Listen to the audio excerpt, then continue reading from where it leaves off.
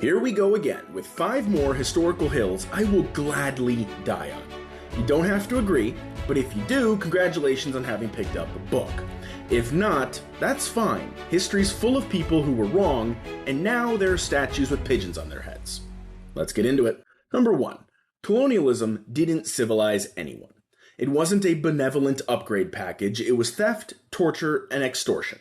European empires didn't bring roads and railways to the uncivilized. They built infrastructure to extract stolen resources faster. The British Empire didn't teach India how to read, they just taught them how to read British propaganda. You want to see civilization? Look at the Indus Valley and its history, not Queen Victoria's opium budget. Number 2. The US didn't liberate Europe in World War II. Yes, the United States helped win the war, but let's be real, the Soviet Union did most of the dying with over 20 million lives lost.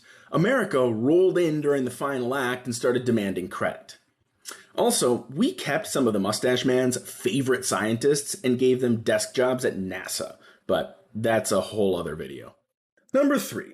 The Founding Fathers were not enlightened geniuses. They were landlords with powdered wigs and a slave budget. They wrote flowery words about liberty while owning people.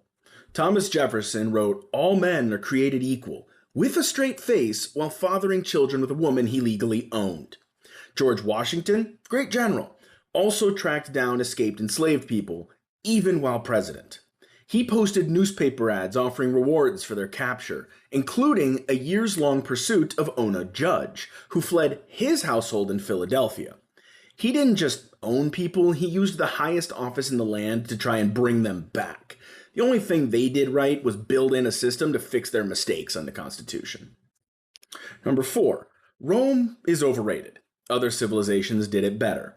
Rome gets treated like the gold standard of civilization, but let's be fair, half their accomplishments were borrowed, and the other half were brutal PR moves. Aqueducts, although impressive, the Maya had pressurized plumbing.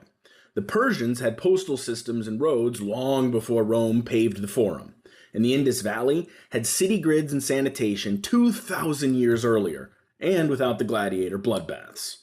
Yes, Rome mattered, but we treat them like they invented civilization when they were really just loud, organized, and good at building statues of themselves.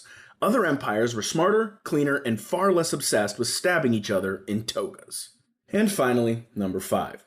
Black Wall Street wasn't just a tragedy, it was a threat. In the early 1900s, Tulsa's Greenwood district, known as Black Wall Street, had it all. Black-owned banks, newspapers, restaurants, lawyers, doctors. It was thriving without white approval, and that was a problem. In 1921, white mobs, with the help from local authorities, burned it to the ground. Hundreds were killed, thousands were left homeless, bombs were dropped, and then it was scrubbed from the textbooks like it never happened. We remember it as a tragedy, but it was also proof that black communities could thrive with wealth, power, and independence. And America couldn't handle that. It wasn't just racism, it was sabotage. History's not about making you feel proud. It's about making you feel responsible and learning from it. So if any of this upset your inner history teacher, feel free to scream about it in the comments. But cite your sources, Karen.